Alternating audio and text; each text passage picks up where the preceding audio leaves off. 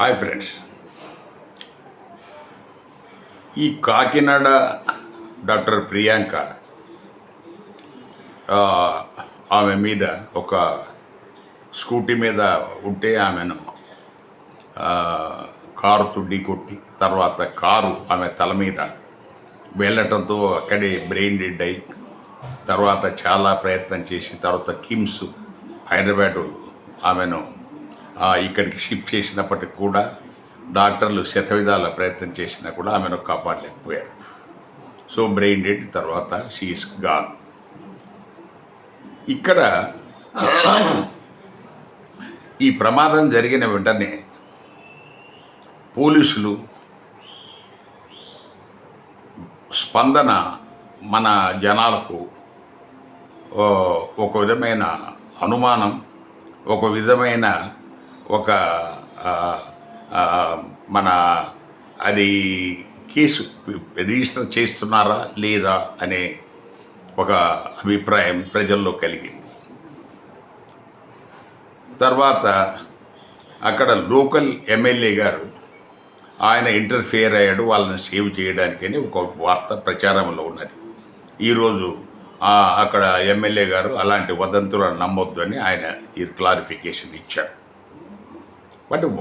But issue ఏంటంటే police వ్యవస్థ నిర్వీర్యమైపోయింది. We are very sorry to say, DGP గారు రెండు రాష్ట్రాల డీజీపీలు తెలుసుకోవాలి.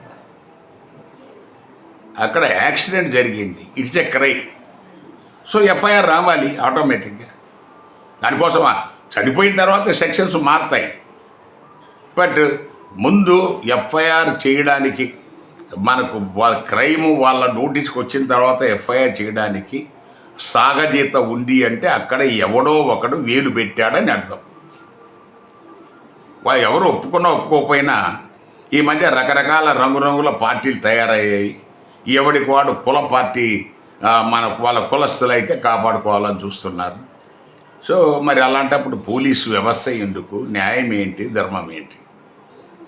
సో అందువల్ల మనకు పోలీసులు నిష్పక్షపాతంగా ఎప్పుడైతే క్రైమ్ ఉందో ఆమె మీద ఎప్పుడైతే ఆమె మీద కారు వెళ్ళి ఆమె కోమాలోకి వెళ్ళిందో అని తెలిసిందో వెంటనే కేసు వాళ్ళు రిజిస్టర్ ఎఫ్ఐఆర్ చేయాలి. అది డిలే చేస్తున్నారు అని అంటే దాని వెనక ఏదో నడుస్తుంది, గూడు పుటాని డ్రామా అనేది మన ఎవరైనా కామన్ మ్యాన్కి అర్థమయ్యేది అదే. మీరు అది కాదు మేము ఆలోచిస్తున్నాం, ఏంటి ఆలోచించేది? ఇదే ప్రైము కేసు, అక్కడ ప్రైము కేసు క్రైము, అందులో ఆలోచించేది ఏంటి? సో ఈ పోలీసు వ్యవస్థ మన తక్కిన రాష్ట్రాలతో పోలిస్తే మన దగ్గర చాలా దారుణంగా విఫలమవుతుంది. వాళ్ళు ఏమైనా చెప్పవచ్చు, మేము చాలా వాళ్ళందరికంటే సూపర్ అని. కర్ణాటకలో ఒక లేడీ ఐపీఎస్లు కూడా వాళ్ళ సత్తా చూపుతూ ఉంటే మన దగ్గర పెద్ద పెద్ద వాళ్ళు మహావీరులు సూర్యులు అని చెప్పుకుంటారు. మరి ఏంటి దీనికి, మరి ఏంటి ఇలా అయితే ఎలా?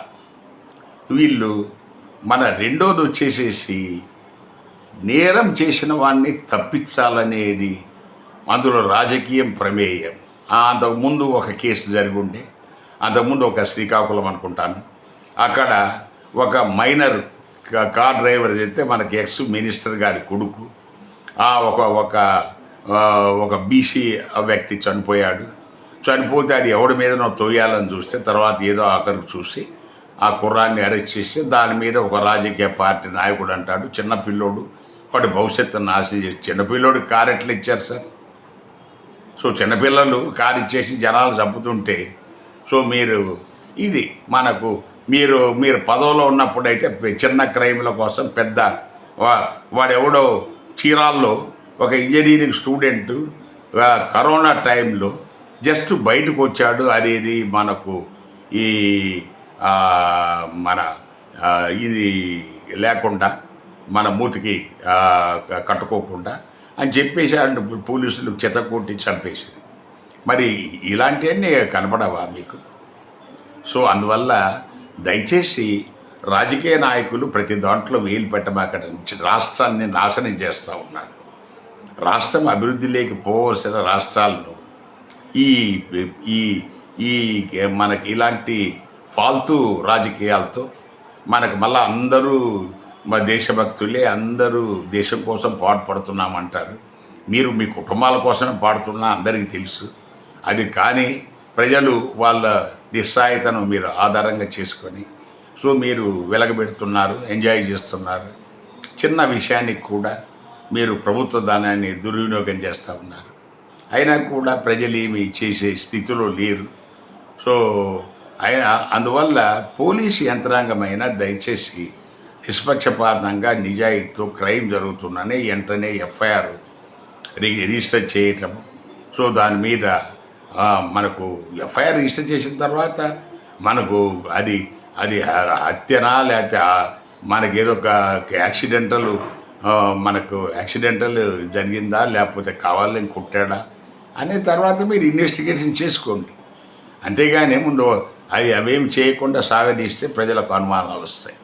దయచేసి మీ మీ code of conduct, police manuals వాటిని మీరు ఫాలో అవ్వండి. వాటిని మీరు ఫాలో అవుతేనే దానికి ఈ ఈ మీరు రక్షక భటులు అన్న దానికి సాధక నామది ఏముంటుంది. లేకపోతే మాకు కేవలం యూనిఫామ్ ఒకటే మీకు గొప్పగా మీకు అనిపించుకోవచ్చు. బట్ దాన్ని దయచేసి గౌరవం ఇవ్వండి. Thank you.